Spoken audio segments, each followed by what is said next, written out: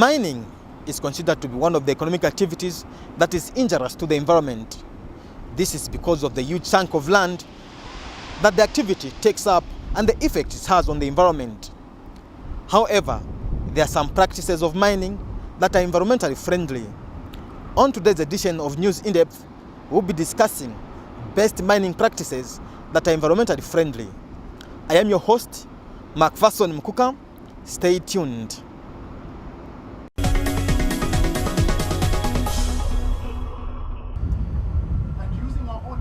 For over 40 years, Zambia's major economic activity has been mining.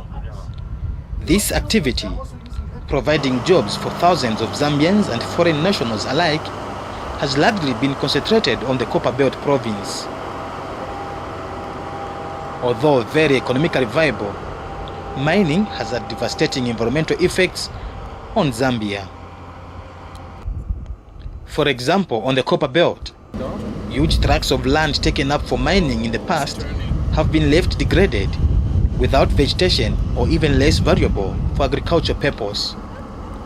And sadly, there seems to be no hope of environmental restoration of such degraded land around mining activities.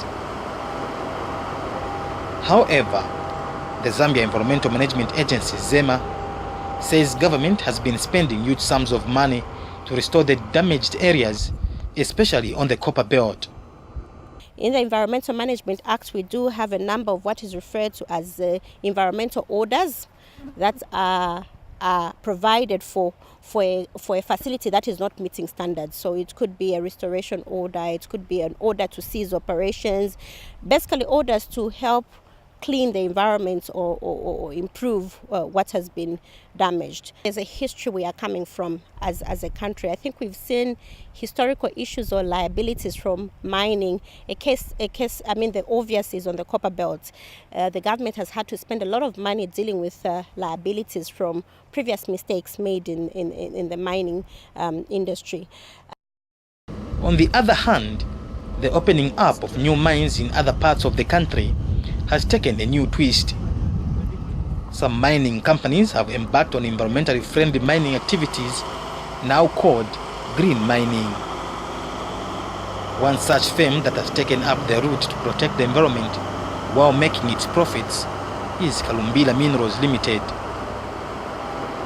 Located in the newly created district of Kalumbila in northwestern province, Kalumbila Mine, a subsidiary of First Quantum Minerals, has chosen to do its mining activities in a green environment. We have a strategic policy that commits to provide all necessary resources to ensure that there is effective environmental management.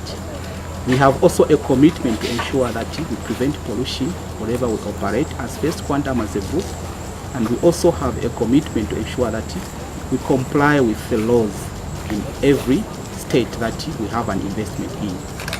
We also have a commitment at strategic level to ensure that we keep identifying smart opportunities for improvement. And it's that commitment from the top, from our CEO and coming down to our general manager on site, that gives us the ground to implement most of the measures that you've seen on site, such as progressive rehabilitation. Some of those measures are expensive, and some mine sites, they don't implement them at the inception of their project. But in our case, we were able to do some of those activities and started working on some of the issues way before even construction started. Mining activities are known to interfere with the ecosystems and their natural inhabitants in and around the areas where extraction activities are conducted. In order to protect people from the hazardous emissions from the mine, Kalumbila Mine has set up a resettlement scheme. The mine management had to displace and resettle over 500 households in Kalumbila North and Shinengene. This was done through the establishment of an extended arm of the company called Trident Foundation, whose sole purpose is to work with the communities around the mining area. However, this came with its own challenges. When we initially embarked upon this resettlement, we wanted to undertake a resettlement that had more of a focus on people's livelihoods and in so doing offered people more in-kind forms of compensation rather than monetary compensation. However, during the planning process, the community leaders, traditional leaders, and the authorities that we worked with felt that it was very important that people receive monetary compensation for the value of most of their fixed assets. We tried very hard to justify why it would be better to value the assets and use the compensation to provide more forms, or the value of those assets to provide forms of in-kind compensation. But despite our efforts, there was a very strong insistence that we provide cash. We ended up paying to date $5.2 million, which is about 52 million rebased kwacha, compensation to around 2,000 beneficiaries. After the construction of houses for the affected local people, the program has now focused on environmental protection. Key on the program is water conservation and treatment, promotion of environmentally friendly agricultural practices, and conservation fish farming, among others. The mining area is endowed with plenty of water, enough to feed the demands of the mine and for human consumption. However, the water in its state is not safe for consumption at domestic level. This is why the mine is treating the water before discharging it back into the stream and also to the community. We have a series of water control ponds, pit water control ponds, where we receive water that we require to be treated. And then when that water collects, it eventually collects into a common pit water control pond, which at that point we treat effluent water. We have a treatment plant for that water. And once we treat the water, we release it also into another series of sedimentation ponds. The sedimentation ponds are meant to just settle the solid part so that we ensure that we release water that is not loaded with sediments. After it goes through a series of sedimentation ponds, we then release it into the environment. The water on my left-hand side, the fresh water, is pumped back into the freshwater dam. So in that case, the point is just to reduce the volume of water that we have to treat, the volume of water that we impact on. And then just to control, we also monitor. We have continuous monitoring of the water that we are separating. Before it goes into the treatment plant, we monitor it. And also after it's treated, we monitor it to ensure that the water that we are releasing to the environment is within acceptable limits. The local people use the same water from the stream for other economic activities such as fishing.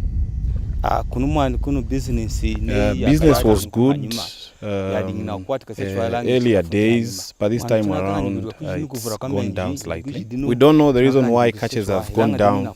It could be because of the water levels that have risen. We are very happy with what the mine is doing. They want to bring us to stock our dam with more fish, and I think we are happy with what the mine is doing to us. The goodness we have found is that we are able to get money from the fishing business, which we use to sponsor our children. At some point, fish in this stream was nearly depleted because of the poor fishing methods used by the locals. But after the establishment of the Kalumbila mine, the story has changed. This is because other than conserving the water through dam construction at both Chisola and Msangeshi, the mine also restocks the water bodies with different fish species. Our people here, they like a lot of finances to take their children to schools, and others do not have anywhere where they can get the income to support their livelihood every time. That's why in the first place, there was indigenous species, fish species. Now, afterwards, we decided to be putting fish every time. In the first place, in 2012, we had put 5,000. In 2016, in 2015, we had put 30,000. And last year, 2016, we had put 30,000 again. We intend to continue supporting this program even up to 25 years to make sure that the fish is enough for the local communities to benefit more. And the Ministry of Livestock and Fisheries is happy with the restocking program by Kalumbila Mine. Kalumbila District Aquaculture Technical Officer in the Department of Fisheries, Chimuka Chifue, says government is also encouraging fishermen in the area to use sustainable fishing methods. We sensitize people on the fishing gears that are not deployable, fishing gears that they would use that are sustainable. In the past, people were using bad fishing gears like, say, mosquito nets, poisoning of fish, which basically is deployable. And if that would have continued, meaning in future, the future generations won't have any fish to eat. So the mine has engaged us to sensitize the community on the use of good fishing methods and also sustainable ways of managing the dams, the water resources that are available. The water body lies on a forest area with hundreds of trees submerged in the water. This poses a danger to the lives of the fishing community. And for this, Trident Foundation says sensitization program on dam safety is ongoing. In Sola, we have the two sub-committees. One is on the other side of Kankonj, and the other one is along the Mwilunga Road as you go to Mwilunga. So of these three communities, we had set the Dam Management Committee, which is the main board, and the patron is His Royal Highness, it's Senior Chief Msele. So we go around through the same committees to do the sensitization, because we see, like, water has become one of the most hazardous thing in the environment. So that's why we decided to do the sensitization to everyone. And we had some challenges. We could see some people going on water while drunk. So this is very risky, and we thought it would cause a lot of problems to the local communities and maybe the government itself. But for the farmers, their priority is fishing, and they want the mine to restock the waters with species like booger fish. Be very much happy if government introduces some other species like carpenter, booger fish that have not been natively from this area, so that would also enjoy what our friends, our colleagues in other communities are enjoying. The mine, through Trident Foundation, is doing more in its quest to protect the environment and also uplift the livelihood of the people of Kalumbila.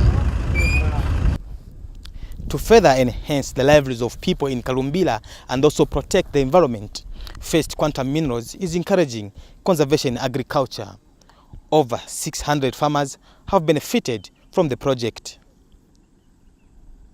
Here, agriculture has predominantly been one of the main economic activities. But the practice was not environmentally friendly, and households have not been yielding much from their agricultural activities. However, the coming of the mine has changed the face of the agriculture sector in Kalumbila. Before First Quantum came in, our farmers here, they used to do shifting cultivation because they had vast land around this district, that is Kalumbila. But with the coming of First Quantum Minerals, some of the land was handed over to the mine for the mining activities, meaning that the land which has still remained to the farmers for the agricultural activities has reduced. So having seen that challenge already as in agriculture, we started encouraging some farmers not to stop shifting their cultivation from one field to another, because land is becoming scarce. And the good thing about it was that when we contacted our colleagues, that is Kalumbila First Quantum or Kalumbila Mine, they were agreeable, but they wanted to promoting conservation farming in the Kalumbila district. Right. And one of the farmers under the Trident Foundation Conservation Farming Program, John Kalaba, says he has greatly benefited from the new farming practices. We get help from this project. They give us fertilizer, lime and seeds, and we plant. They also provide us with pesticide to prevent plants from being destroyed.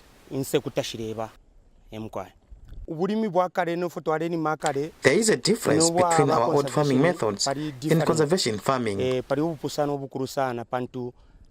Because in one lima, instead of harvesting about 15 bags, we harvest 40 bags. 15 bags, 40 bags. So, we find conservation farming to be the best farming method. Meanwhile, conservation farming supervisor Christopher Chenga says the foundation is encouraging the practice because of its benefit both to the farmer and the environment. Conservation farming is one of the livelihoods that we are encouraging people in around Kalumbila to adopt and practice, because for obvious reasons that we want to protect our environment. You know, agriculture, we believe, and it is established, that is one of the human activities that can destroy the environment. So now, but we need to continue producing food by practicing agriculture. And out of the different methods of agriculture, we believe that conservation farming, it takes care of the environment, because once a field is opened up, a farmer will remain using that piece of land like in their lifetime, and their children and their grandchildren will resort to the same field that has been opened up. Mr. Chenga further says environmental protection is part of the foundation's discipline, adding that it will continue with such programs. As a mine, we are told we must sustain the environment or protect the environment. We should not destroy it. We should, if anything, put in more measures to protect whatever we have found here, the trees and the wildlife, the whole biotic system. So conservation farming is one of the interventions that we have adopted, and it is helping us so much. We don't see much more of farmers going to cut more trees. It's part of the discipline here. The district agriculture coordinator says government will also continue providing specialized support to both farmers and Kalumbila mine. We've been working in collaboration with the First Quantum because you know that we have officers, we have camp officers who are living close to the farmers. So the ministry provides technical advice to the farmers together with the First Quantum. And the Zambia Environmental Management Agency, ZEMA, has expressed satisfaction over Kalumbila mine's adherence to its commitment to protecting the environment. During a tour of the mining area, ZEMA Corporate Affairs Manager Irene Chipidi said Kalumbila has demonstrated that it is possible to do business of such magnitude in an environmentally friendly manner. There were conditions approved under which this mine should operate that related to issues such as maintenance of the environment in totality around them, issues relating to resettlement of communities or members of the community that were affected and so on. So we monitor those kinds of parameters to see to what extent they have been adhered to. We're quite happy to see that those kinds of issues have been addressed by the mining facilities. We have seen houses being built or resettlement schemes being set up for the affected communities that were resettled. We've also seen a number of livelihood related programs being implemented to support the surrounding community. Another interesting thing about the operations of Kalumbila mine is the revegetation program. The mine has put up a deliberate policy to protect the slopy areas of the tailings dam. We conduct a holistic and integrated approach of stabilizing our slope embankments. We are using both manual methods, that is planting of seeds, a variety of seeds ranging from indigenous seeds that we get locally in our catchment, from finger millet to sorghum, to velvet beans, just to generate the results that we expect. It's got a benefit for our operation. It helps us in mitigating possible environmental impacts such as dust, soil erosion, and it gives a beautiful working environment for us to operate in. The mine has also committed itself to protecting forest cover near and around the mining area. The commitment is done through the planting of 2 tree seedlings for every single tree cut. Mine environmental manager Joseph Ngwira says this is so because the mine knows that it has a moral obligation to leave a positive legacy. Ecological conservation is something that we have an interest to do, not because it's a compliance requirement, but because as a company we have a moral obligation to leave a positive legacy. And imagine what would happen if we didn't do anything around this area to conserve the natural forest that we have here. We have a mine in a greenfield area, and that attracts a lot of people to come in search of jobs. And if we don't do anything, this area will be bare within a very short period of time. And we can see that from the Copper Belt, where some mines started without doing anything on the ground, and some areas that were protected national forests. For example, Mwekera National Forest in Kitwe. If you go there right now, you find it's a complete disaster, and people have moved in, and it's almost being declared as an open area. So we are looking at the inflow of people, or the influx of people, and that will come with its own demands. And our approach is that from the start, we put in measures that will conserve the resources that we found in this place. It is worth noting that apart from focusing on green mining, Kalumbila Mine, through the Trident Foundation, did not just end at resettling the affected families. The foundation has committed itself to providing social services to the resettled communities. It is our duty to ensure that we mitigate the impacts that they have gone through. One of the impacts that we've identified is the issue of high iron content in the water. And what we've done to date is to establish some test boreholes so that we attach iron filters to them. These boreholes about 120 plus meters deep. And we think that they'll be going beyond the aquifer that contains the iron.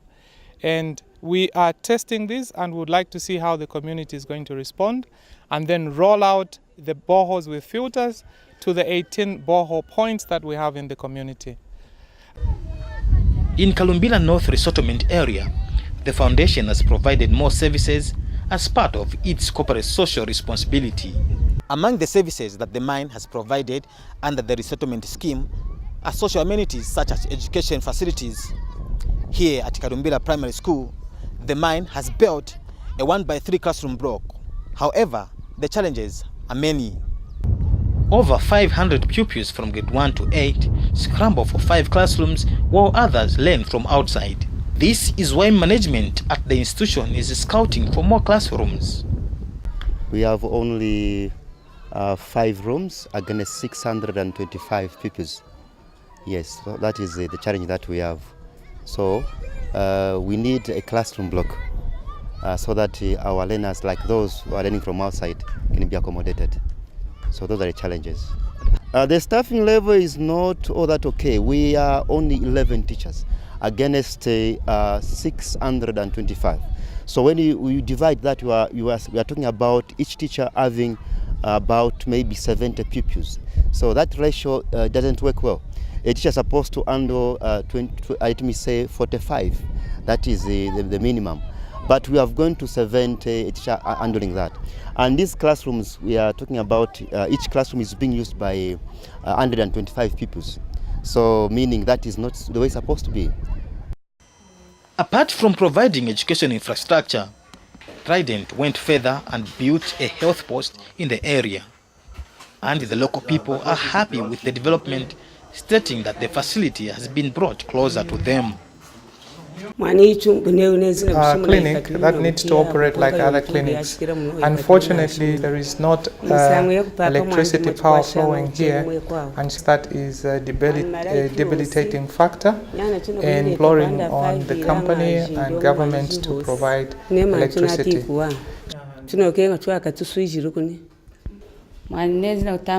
We also further want to ask them to see about presenting this clinic with an ambulance so that when times are difficult for us, we will be transported to the nearest big hospitals. Meanwhile, Mando Piri, a medical doctor offering his services at the health post, says putting up the health facility has resulted in a reduction of the disease burden in the area. Dr. Piri is also hopeful that the partnership between government and the mine will continue. We have monitoring of growth monitoring, which is GMP, yeah. And we also have HIV testing, which is done both at the clinic and in the community. Maternity services that are being provided, and monitoring or antenatal clinic that is being done. So I think that those are very key interventions that are being done by our health facility. We would love this partnership to continue. If it cannot get better, but at least should maintain, but would love it to get better, even pick up certain other key interventions like male circumcision, cervical cancer screening, and offering of ophthalmological services like patients who get to see an eye doctor once in a while. And Trident Foundation Community Relations Coordinator Alex Mapapai says the foundation will continue working with the communities in the mining area. If the communities feel that there are other services required to support their livelihood in the community, we are willing to support those with the budget that is provided. For example, this year we had a budget of $465,000 to spend on community services. And we have agreed with the community that the things that they prioritize are the things that we are going to support financially. So far, Senior Chief Musele has been suggesting that we construct a trade school. We are still discussing that, and we want to see what the final agreement will be, whether to expand secondary school infrastructure or to support the trade school which the chief has suggested. That is up to the advisory committee. And Zema Corporate Affairs Manager Irene Chipiri has urged other firms in the industry to emulate Kalumbila minerals. Mrs. Chipiri says there is need for industries to strike a balance between making profits and protecting the environment.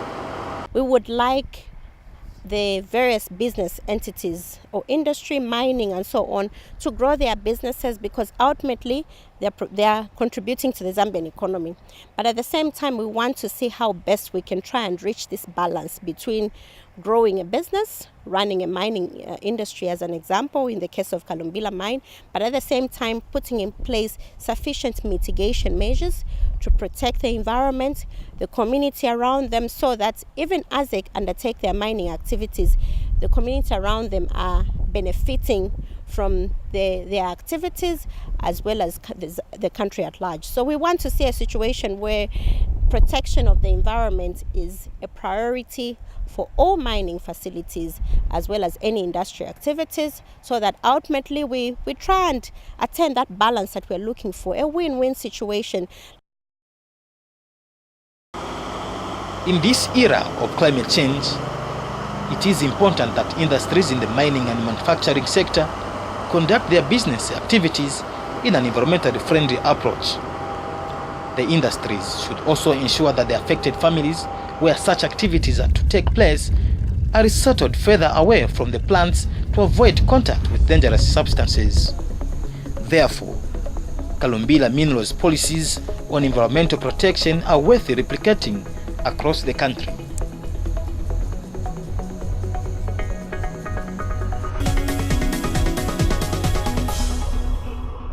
The environment belongs to each one of us, and it is our duty to protect it. Here we come to the end of this week's edition of News In Depth. We have been discussing mining activities that are environmentally friendly, with a case in point of Kalumbila mine in Kalumbila district of Northwestern Province. I have been your host, Macpherson Mukuka. Be sure to join us next week for yet another exciting News In Depth program. For now, it's goodbye and God bless you.